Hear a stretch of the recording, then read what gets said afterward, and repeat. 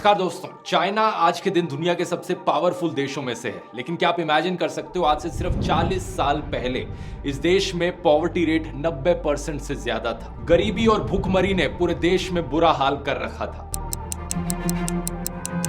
लेकिन फिर अगले 30 सालों में एक ऐसा भयंकर ट्रांसफॉर्मेशन देखने को मिला कि ये देश कहां का कहां पहुंच गया। साल 1978 में ग्लोबल जीडीपी में चाइना का कंट्रीब्यूशन सिर्फ 2% था। आज के दिन चाइना 18% से ज्यादा कंट्रीब्यूशन देता है ग्लोबल जीडीपी में। इनका पॉवर्टी रेट अब 1% से भी कम है और चाइना दुनिया की सेकेंड लार्जेस्ट इकोनॉमी है। कई मायनों में इसे एक सुपर पावर देश कंसिडर किया जा सकता है। लेकिन ऐसा कैसे पॉसिबल हो पाया? क्या जादू यहाँ देखने को मिला? आइए आज के वीडियो में करते हैं एक डिटेल्ड केस स्टडी चाइना के ऊपर। China was emerging from its Cultural Revolution as one of the world's poorest nations. 1978, Deng Xiaoping had an idea, one that would turn communist China on its head. Since then, China has made extraordinary strides in various fields. So how did one of the world's poorest countries become a global superpower in just 4 decades?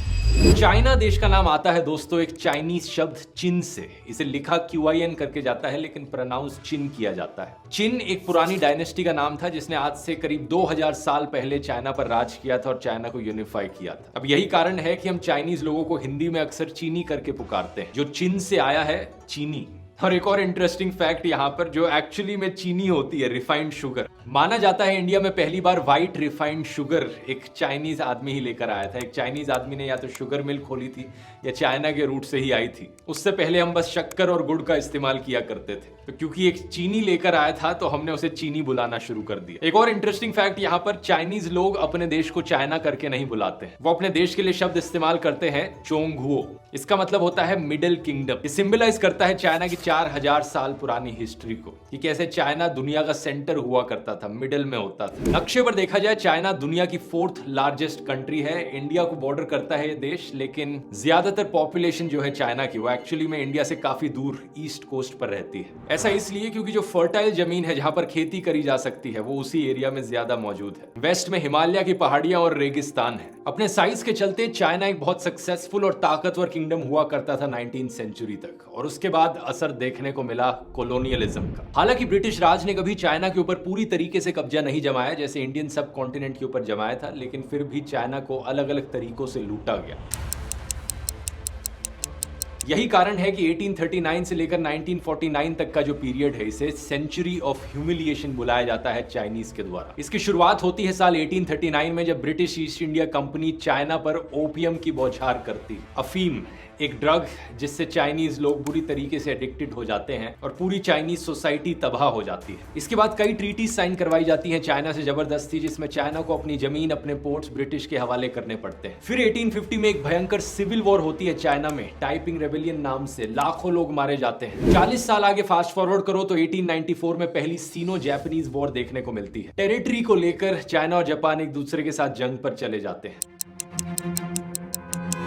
मैं ज्यादा details में नहीं जाऊंगा, लेकिन इस वक्त China पर चिन dynasty राज कर रही थी। इसे उस वाली चिन डायनेस्टी से मत कंफ्यूज कीजिए जहां से इसका नाम आया था। वो वाली चिन डायनेस्टी 2000 साल पुरानी थी। ये वाली चिन डायनेस्टी का नाम QING है, उसमें सिर्फ QIN था, प्रोनाउंसिएशन सेम है। 1937 से लेकर 1945 के बीच में और भी भयानक अत्याचार सहना पड़ता है चाइनीज लोगों को, इस बारी जापानीज कॉलोनाइजर्स के हाथों। वर्ल्ड वॉर 2 वाले वीडियो में मैंने एक्सप्लेन किया था कि कैसे चाइना एलाइज पावर का हिस्सा था, जापान के खिलाफ लड़ रहा था। इस वर्ल्ड वॉर 2 में करीब 30 मिलियन चाइनीज लोग मारे जाते हैं। इस सब के बीच एक उम्मीद की किरण देखने को मिलती है जब चाइना फाइनली वर्ल्ड वॉर 2 जीत जाता है एलाइड फोर्सेस के साथ। जापान पीछे हट जाता है, लेकिन वॉर खत्म होते ही तुरंत चाइना में एक सिविल वॉर सामने आती है। चाइनीज कम्युनिस्ट पार्टी और नेशनलिस्ट पार्टी KMT के बीच में लड़ी जा रही वॉर। इसकी शुरुआत तो साल 1927 में ही हो गई थी, लेकिन जब जापान ने इन्वेड किया था वर्ल्ड वॉर 2 के दौरान, तब इन्होंने लड़ना बंद कर दिया था टेम्पररली। ये सिविल वॉर खत्म होती है साल 1949 में चाइनीज कम्युनिस्ट पार्टी की जीत के साथ। जो नेशनलिस्ट पार्टी थी उसके लोग बगल के आइलैंड पर भाग जाते हैं, जिसे आज के दिन ताइवान का देश बुलाया जाता है। और जो मेनलैंड चाइना का देश है वहां राज शुरू होता है माओ जेडोंग का। यही वो पॉइंट है दोस्तों जहां से आप कह सकते हो कि चाइना एज अ कंट्री की शुरुआत हुई। 1 अक्टूबर 1949 पीपल्स रिपब्लिक ऑफ चाइना का जन्म होता है। The leader of the communists and the hero of the revolution was Mao Zedong. 我们的思念是正义的，正义的思念是掩护敌人，也更不破的。 साल 1958 माओ के द्वारा लॉन्च करी जाती है ग्रेट लीप फॉरवर्ड कैंपेन।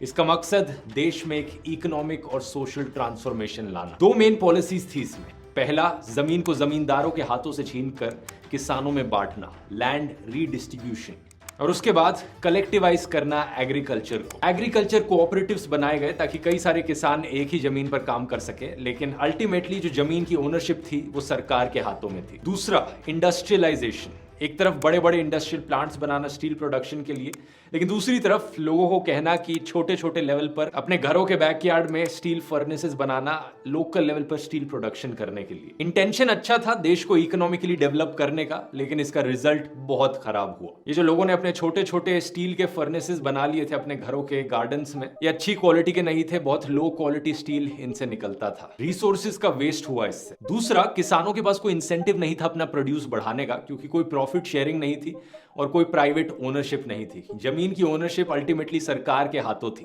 तो फार्मर्स के द्वारा जो भी क्रॉप उगाया जा रहा था वो सरकार को देना था। इससे प्रोडक्टिविटी में एक बहुत बड़ा डिक्लाइन देखने को मिला। 1958 और 61 के बीच में ग्रेन प्रोडक्शन 15% नीचे गिर गई। कुछ ही सालों में खराब मौसम के चलते और माओ की कुछ और मास्टर स्ट्रोक पॉलिसीज के चलते हालत इतनी खराब हो गई कि पूरे देश में भूखमरी आ गई। इतना भयंकर फैमिन आया कि करीब 20 से 40 मिलियन लोग इस फैमिन में मारे गए चाइना में। इसे इतिहास का one of the deadliest famines बताया जाता है। सीधा सीधा कहा जाए, माओ जेडोंग एक डिक्टेटर था, और क्योंकि डिक्टेटर्स के लिए कोई चेक्स एंड बैलेंसेस का सिस्टम नहीं होता जैसे आम डेमोक्रेसी में होता है, तो डिक्टेटर्स की अक्सर आदत होती है बिना सोचे समझे, बिना टेस्टिंग के अपनी मन मर्जी चलाने की। कई ऐसे फैसले माओ ने लिए जिससे चाइना की हालत बद से बदतर हो गई। एक और ऐसा ही एग्जाम्पल ऐसे फैसले का था स्पैरो एक्सटर्मिनेशन। माओ का पर्पस था फूड प्रोडक्शन को बढ़ाना, तो ऑर्डर किया गया कि जितनी भी स्पैरोज हैं, जितनी भी चिड़िया हैं, उन्हें मारा जाए लोगों के द्वारा, क्योंकि वो चिड़िया दाना खाती हैं, खेत से कुछ क्रॉप्स के ग्रेन खा लेती हैं, इसलिए खेतों में फसल पर असर पड़ता है, इसलिए सारी चिड़ियों को मार दिया जाए देश से। जब ये कैंपेन चलाई गई, स्पैरोज को मारा जाने लगा, कुछ साल बाद लोगों ने रियलाइज किया कि ये जो कीड़े मकोड़े हैं वो तो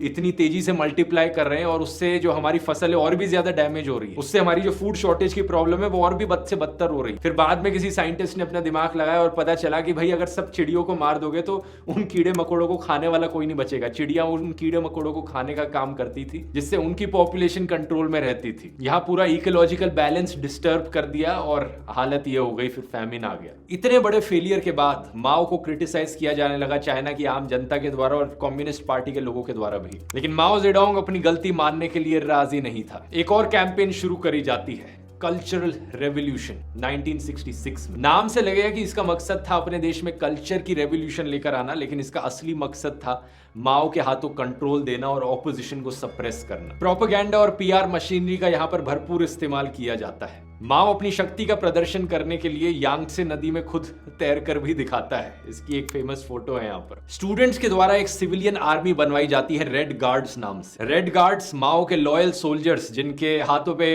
रेड आर्म बैंड्स होते थे और अपने हाथ में माओ की छोटी सी रेड बुक लिए घूमते थे। इनका काम उन लोगों को टारगेट करना जो माओ के खिलाफ हैं। इंटेलेक्चुअल्स, पार्टी ऑफिशियल्स, जो भी लोग माओ की विचारधारा को लेकर लॉयल नहीं थे, उन्हें टारगेट किया जाता, पब्लिकली ह्यूमिलिएट किया जाता और अक्सर उनके खिलाफ वायलेंस भी देखने को मिलता। कम्युनिस्ट पार्टी के अंदर खुद ऐसे लोग थे जो कल्चरल रेवोल्यूशन को क्रिटिसाइज कर रहे थे, माओ को क्रिटिसाइज कर रहे थे, और उन्हें भी टारगेट किया गया रेड गार्ड्स के द्वारा। लियू शाओकी और डेंग जाओपिंग कुछ ऐसे लोगों में से थे जो काफी हाई रैंकिंग पार्टी ऑफिशियल्स थे, लेकिन फिर भी रेड गार्ड्स उन्हें टारगेट करते। पूरे देश में इस रेवोल्यूशन के नाम पर एक डर का माहौल बन गया।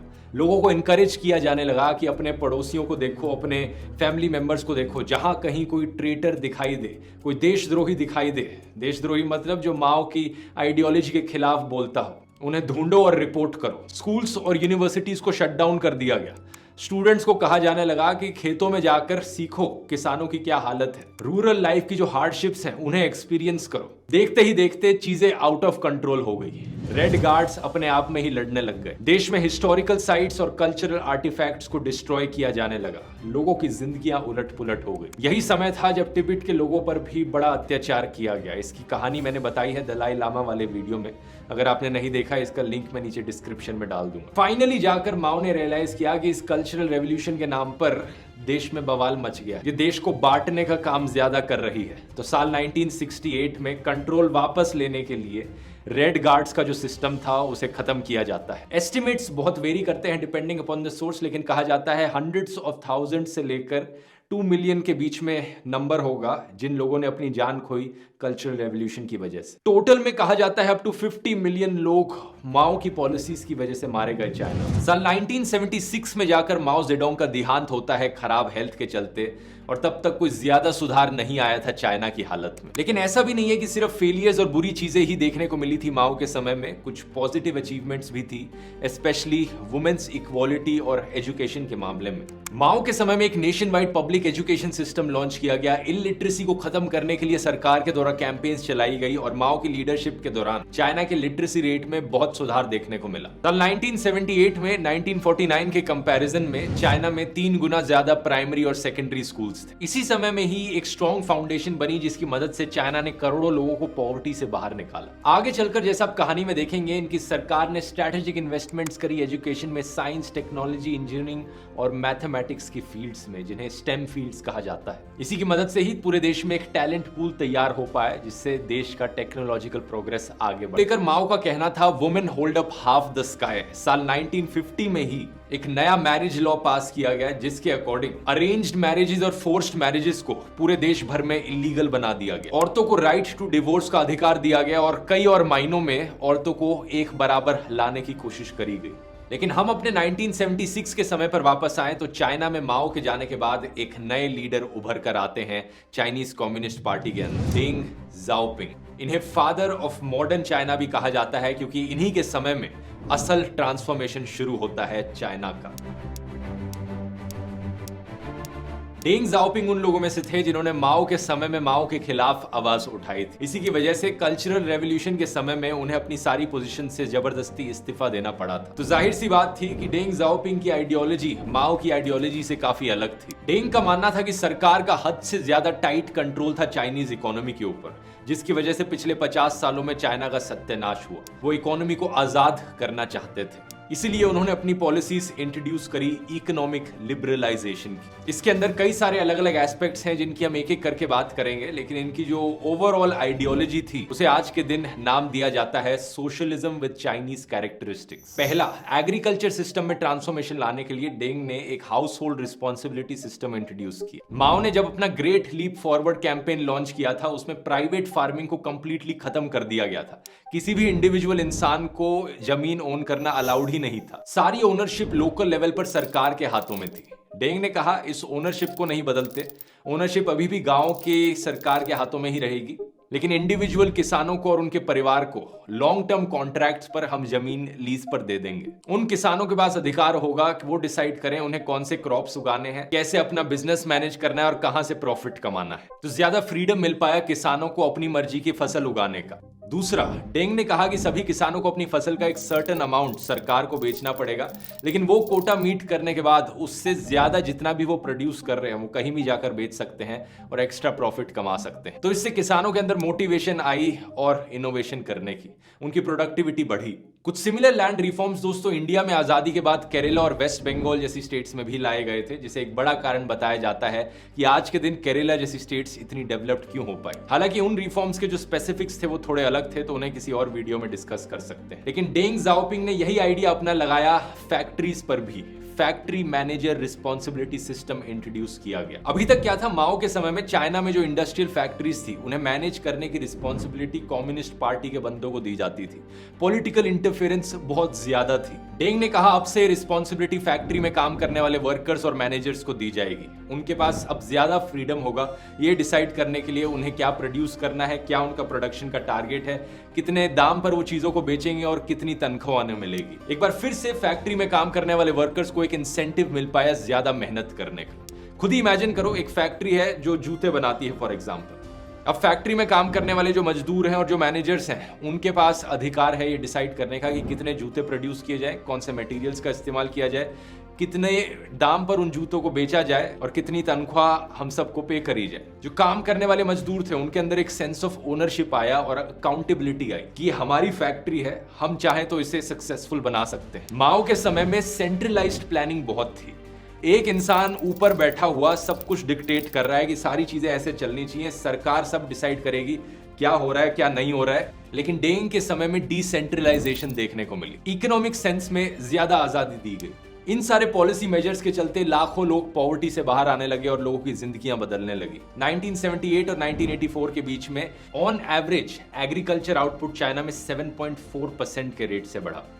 चाइना में जो ग्रेन प्रोडक्शन हो रही थी वो डबल हो गई लेट 1970s और मिड 1980s के बीच में। अगला बड़ा स्टेप था शिक्षा में क्रांति लाना, लोगों को एजुकेट करने पर फोकस करना।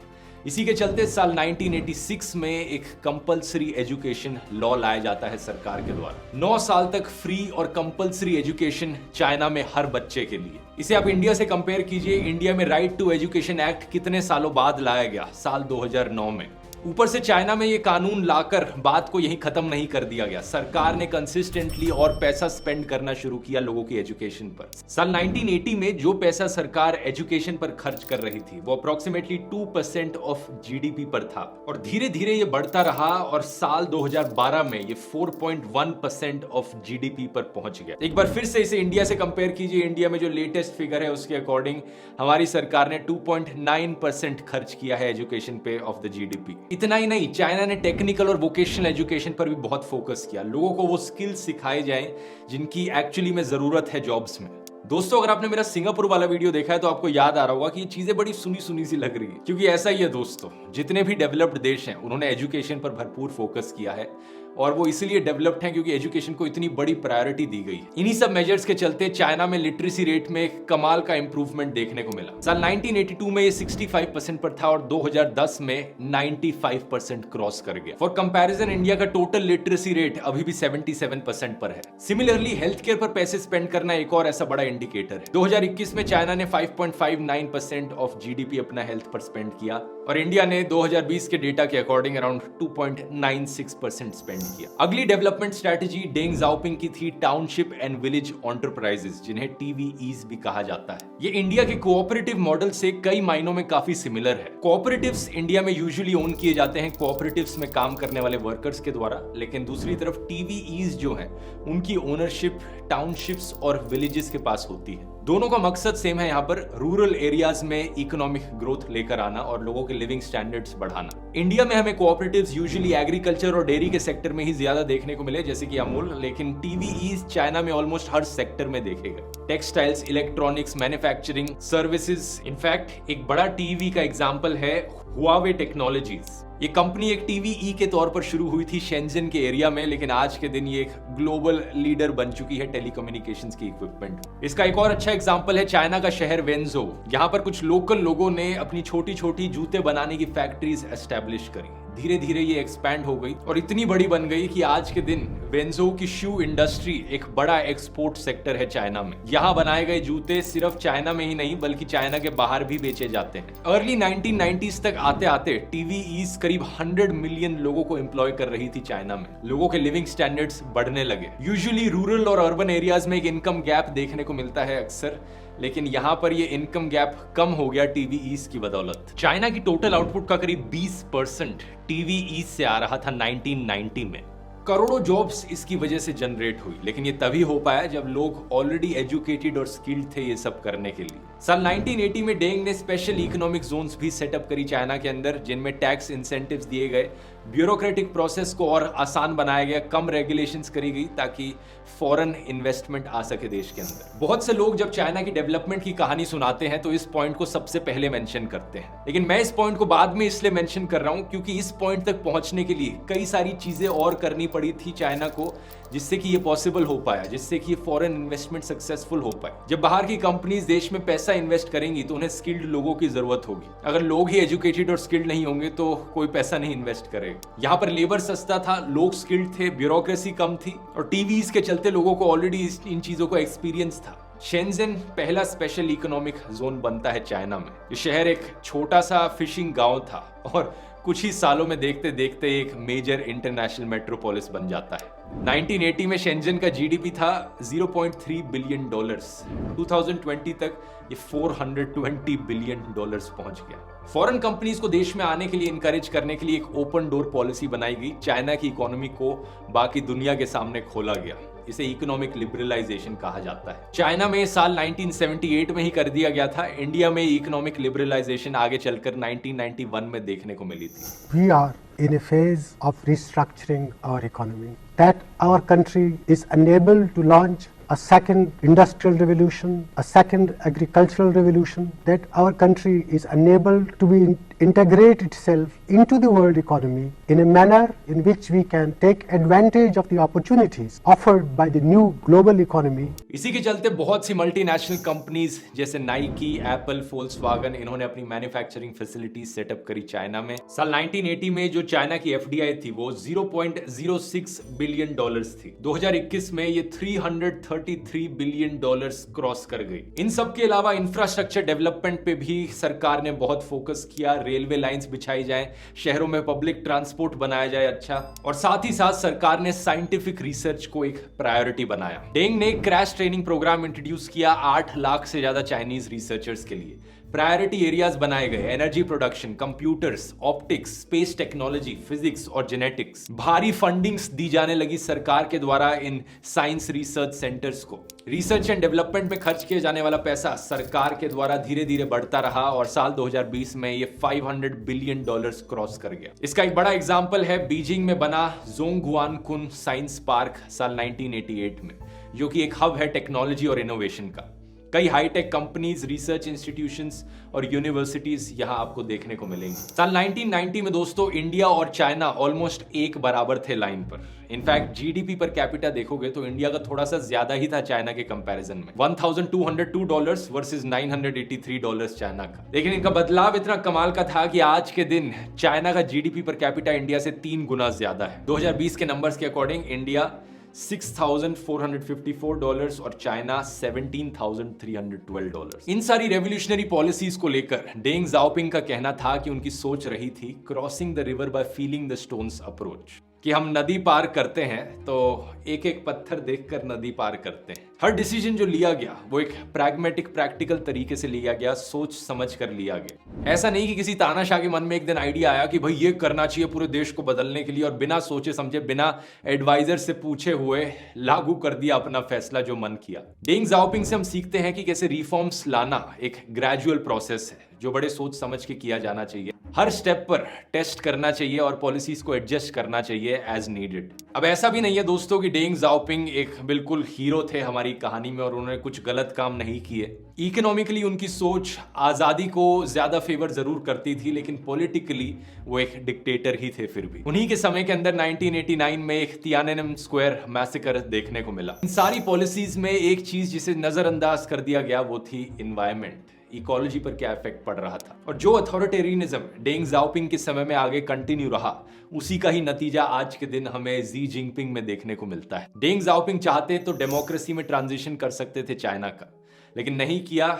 इसी रीजन से आज के दिन एक ऐसा डिक्टेटर निकल कर आया जो फिर से अपनी मन मर्जी चलाता है और बिना सोचे समझे फैसले लेता है। यही कारण है कि 2020 में पैंडेमिक के दौरान भयंकर लॉकडाउन्स देखने को मिले चाइना में। लोगों की आजादी पर फिर से रिस्ट्रिक्शन लगाई जा रही है। अभी के लिए अगर ये वीडियो पसंद आया तो आपको सिंगापुर वाला वीडियो भी जरूर पसंद आएगा, जिसमें मैंने एक्सप्लेन किया है कि सिंगापुर एशिया का नंबर 1 देश कैसे बन पाया आखिर। यहां क्लिक करके देख सकते हैं। मिलते हैं अगले वीडियो में। बहुत बहुत धन्यवाद।